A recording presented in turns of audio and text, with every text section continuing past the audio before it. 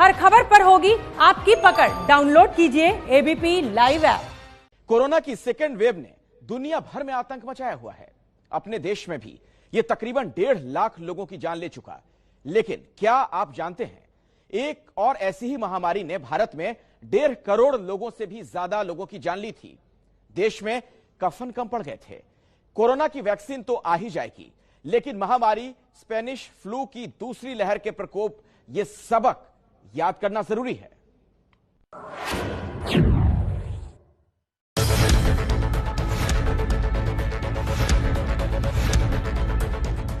Spanish flu, वो महामारी जिसमें इतने लोग मरे कि देश में कफन कम पड़ गया था।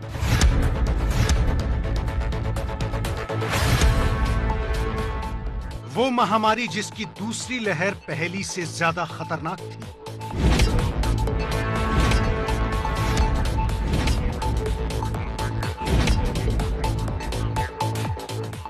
वो महामारी जो कई मामलों में कोरोना से मिलती जुलती है। कहीं दूसरी लहर में स्पेनिश फ्लू जैसा तो नहीं बन जाएगा कोरोना।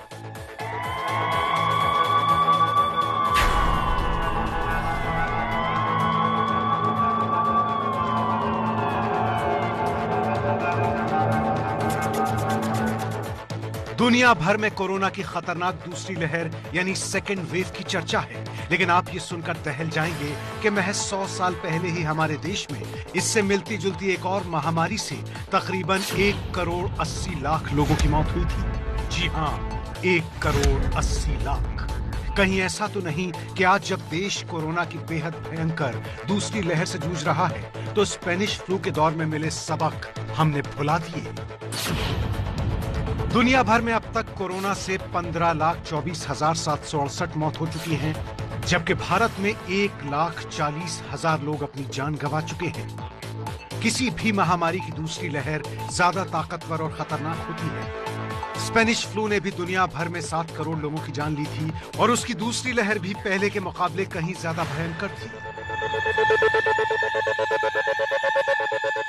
महामारी के कोरोना काल में मदर ऑफ ऑल पेंडेमिक्स यानी सबसे बड़ी महामारी स्पेनिश फ्लू को याद रखना बेहद जरूरी है।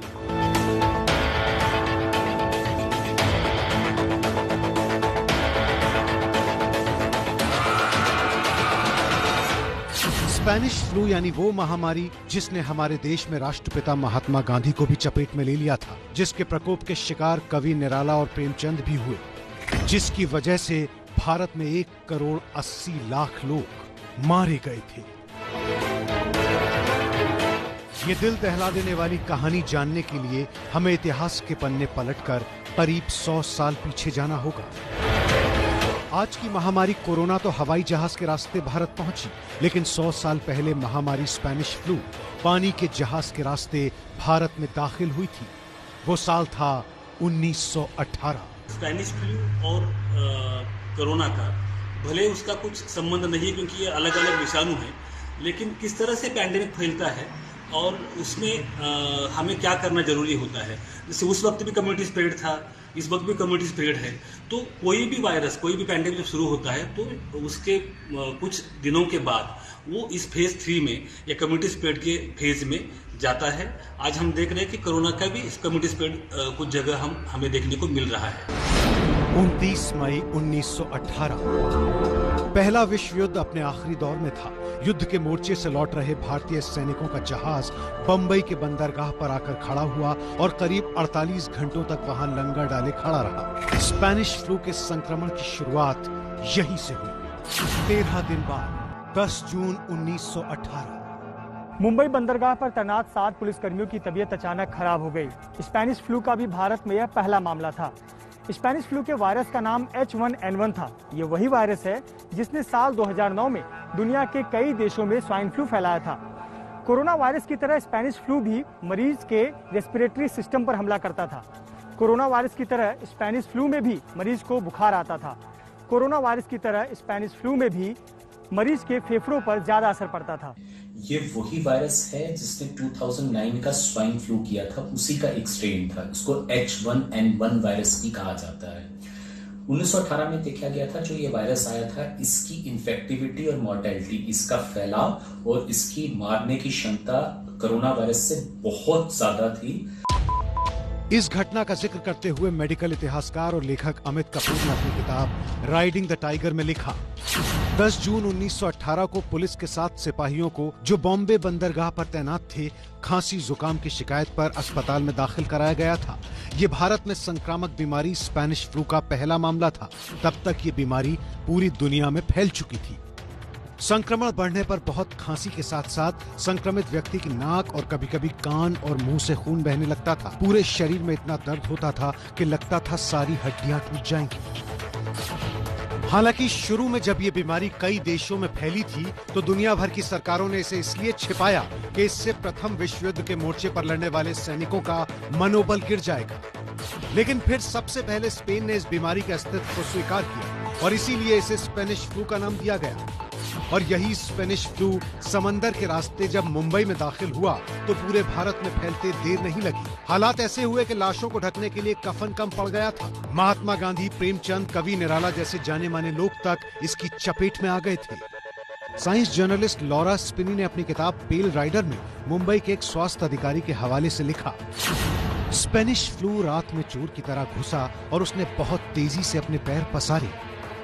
पानी के जहाज से समुद्र के रास्ते मुंबई में दाखिल हुए इस वायरस ने पहले तो मुंबई को अपनी चपेट में लिया, लेकिन इसके बाद ट्रेन में सफर करने वाले यात्रियों के जरिए यह वायरस देश के अलग अलग हिस्सों में फैल गया। कुछ ही महीनों में यह महामारी ट्रेन के जरिए देश के अलग अलग शहरों में फैल गई। लेखक जॉन बेरी की किताब द ग्रेट इन्फ्लुएंजा में लेखक जॉन बेरी ने दिल्ली शहर में स्पेनिश फ्लू के महामारी के कहर के बारे में बताया है। लेखक लिखते हैं कि ट्रेन एक शहर से चलती थी और दूसरे स्टेशन पर पहुंचने पर ट्रेन में लाशें ही लाशें होती थी। पूरे भारत में लाखों लोग चपेट में आते जा रहे थे। फिर खबर आई कि राष्ट्रपिता महात्मा गांधी भी इस वायरस से संक्रमित हो गए हैं। उस वक्त महात्मा गांधी की उम्र 48 साल थी और वो गुजरात में अपने आश्रम में थे। उनका इलाज चला और उन्हें पूरी तरह से आराम करने को कहा गया। वो सिर्फ तरल पदार्थों का सेवन कर रहे थे। वो पहली बार इतने लंबे दिनों के लिए बीमार हुए थे। इस बुखार के बारे में महात्मा गांधी ने लिखा, जीवन जीने की सारी रुचि खत्म होती जा रही है। गांधी और उनके सहयोगी तो ठीक हो गए, लेकिन गांधी जी की बहू गुलाब और पोते शांति की इस बीमारी से मौत हो गई। इस महामारी से संक्रमित हुए लोगों में मशहूर लेखक प्रेमचंद का भी नाम था। 1918 में ही हिंदी के मशहूर कवि सूर्यकांत त्रिपाठी निराला की पत्नी और घर के कई दूसरे सदस्य इस बीमारी की भेंट चढ़ गए थे। अपनी आत्मकथा कुल्ली भाट में कवि सूर्यकांत त्रिपाठी निराला ने लिखा, मैं दालमऊ में गंगा के तट पर खड़ा था। जहां तक नजर जाती थी गंगा के पानी में इंसानी लाशें ही लाशें दिखाई देती थी। मेरे ससुराल से खबर आई कि मेरी पत्नी मनोहरा देवी भी चल बसी हैं। मेरे भाई का सबसे बड़ा बेटा जो 15 साल का था और मेरी 1 साल की बेटी ने भी दम तोड़ दिया था। मेरे परिवार के और भी कई लोग हमेशा के लिए जाते रहे थे। लोगों के दाह संस्कार के लिए लकड़ियां कम पड़ गई थी। पलक झपकते ही मेरा परिवार मेरी आंखों के सामने से गायब हो गया था। मुझे अपने चारों तरफ अंधेरा ही अंधेरा दिखाई देता था। बहुत बड़े स्तर पे कम्युनिटी स्प्रेड उस टाइम पे हुआ था। उसके 2 मेजर कारण हैं। पहला कारण कि पब्लिक हेल्थ मेजर्स और नॉन फार्माकोलॉजिकल मेजर्स जो होते हैं किसी भी महामारी को रोकने के, वो उस टाइम पे इतने डेवलप नहीं थे। दूसरा कारण ये था कि जितने भी health care workers, doctors, nurses वगैरह थे, वो सारे के सारे यूटिलाइज हुए थे वॉर के लिए, और सिविलियन पॉपुलेशन को देखने के लिए उनका नंबर बहुत कम था। सोचिए कैसा खौफ रहा होगा उस वक्त लोगों के दिलों में। ये गलती 100 साल पहले स्पेनिश फ्लू के दौर में भी की गई थी। बीमारी का असर जरा सा कम हुआ था, लोगों का ध्यान सावधानियों से हटने लगा था और फिर तबाही ने दोबारा अपना सर उठाया था। अगस्त 1918 तक भारत और दुनिया भर में स्पेनिश फ्लू का जोर थोड़ा कम होने लगा तो लोगों को लगा कि महामारी शायद ढलान पर आने लगी है और जल्द खत्म हो जाएगी। लेकिन फिर 3 महीने बाद नवंबर 1918 में स्पेनिश फ्लू ने और खतरनाक शक्ल इख्तियार कर ली। खासतौर पर स्पेनिश फ्लू से जूझती दिल्ली तो लाशों का शहर बन गई थी। 1919 की शुरुआत में मृतकों के अंतिम संस्कार के लिए किए गए इंतजाम धराशायी हो गए।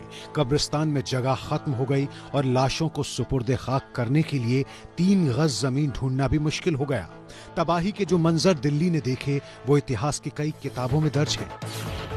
लेखक अहमद अली ने अपनी किताब ट्वाइलाइट इन दिल्ली में स्पेनिश फ्लू के मंजर को बयान करते हुए लिखा, दिल्ली लाशों का शहर बन गई थी, जहां कफन चोर धड़ल्ले से अपना काम करते थे।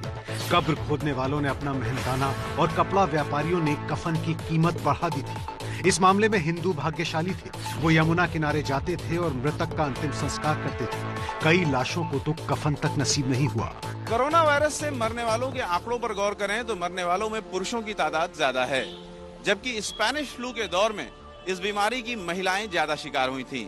ऐसा इसलिए हुआ क्योंकि गरीब घरों में बड़े पैमाने पर महिलाएं कुपोषण का शिकार थीं, उनकी इम्यूनिटी कमजोर थी और घर में महिलाएं ही बीमार की सेवा करती थीं।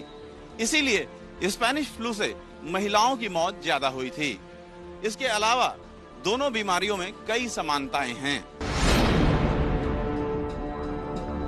अमेरिका और ब्रिटेन में भारत के मुकाबले बेहतर इलाज की सुविधाएं मौजूद थीं, लेकिन फिर भी लाखों लोग स्पेनिश फ्लू का शिकार हुए थे। डोनाल्ड ट्रंप के दादा की मौत भी स्पेनिश फ्लू से ही हुई थी। लेकिन स्पेनिश फ्लू ने दुनिया में सबसे ज्यादा कहर भारत में ही मचाया था। 1.5 साल तक कहर बरपाने वाली यह महामारी 1920 में जब भारत में ढलान पर आई, तब तक 1,80,00,000 लोगों की जान ले चुकी थी। ये उस समय भारत की जनसंख्या का 6% था। हालत इसलिए और भी खराब हुई क्योंकि उसी समय भारत के इतिहास का सबसे भयानक सूखा पड़ा था। भारत की जनगणना के इतिहास में सिर्फ एक बार यानी 1911 से 1921 के सेंसस में ही ऐसा हुआ है कि देश की जनसंख्या पिछले 10 वर्षों की तुलना में कम हुई। वहीं पूरी दुनिया में तकरीबन 7 करोड़ लोग स्पेनिश फ्लू से मारे गए। दोनों विश्व युद्धों में कुल मिलाकर हुई मौतों से भी ज्यादा। भारत समेत कई देशों में इस बीमारी के बाद आर्थिक संकट भी पैदा हो गया था। इस महामारी की वजह से ही ब्रिटिश सरकार के खिलाफ भारत के लोगों का गुस्सा आसमान छूता चला गया था। आखिरकार अंग्रेज शासकों ने बहुत से स्थानीय और जातिगत संगठनों से बात करके उनसे मदद ली। महात्मा गांधी ने भी इसमें उनकी काफी मदद की थी। सबसे अहम बात कि 100 साल पहले की इस महामारी में आज के कोरोना काल के लिए क्या संकेत छिपे हैं। दोनों महामारियों के बीच भले ही 1 सदी का फासला है, लेकिन क्या सबक हैं जो भूलना नहीं है। पहला सबक, वायरस पलट कर आ सकता है। 100 साल पहले स्पेनिश फ्लू ने साबित किया कि वायरस एक बार में खत्म नहीं होता बल्कि पलट कर आता है। 1918 के सितंबर तक जब लगने लगा था कि प्रकोप खत्म हो रहा है, तभी 3-4 महीने बाद स्पेनिश फ्लू का दूसरा और सबसे खतरनाक दौर आया था, जिसने करोड़ों जानें ली थी। कोरोना के भी कई दौर हो सकते हैं, इसलिए सावधानी का साथ कतई नहीं छोड़ना है। दूसरा सबक, सोशल डिस्टेंसिंग और दूसरी सावधानियां किसी भी हाल में छोड़नी नहीं है। अमेरिका ने 1918 में भी सोशल डिस्टेंसिंग, मास्क पहनने, क्वारंटीन और बेसिक हाइजीन जैसे तरीकों के साथ साथ कई जगह लॉकडाउन और यातायात प्रतिबंध जैसे कदम उठाए थे और काफी हद तक उस समय भी मृत्यु दर पर काबू पा लिया था। और तीसरा सबक, स्वास्थ्य पर दुनिया भर में ज्यादा खर्च करना होगा। कोरोना से प्रभावित दुनिया भर के देशों को मेडिकल साइंस और स्वास्थ्य से जुड़े मामलों पर ज्यादा खर्च के लिए तैयार होना पड़ेगा ताकि भविष्य में महामारी के हालात पर काबू पाया जा सके।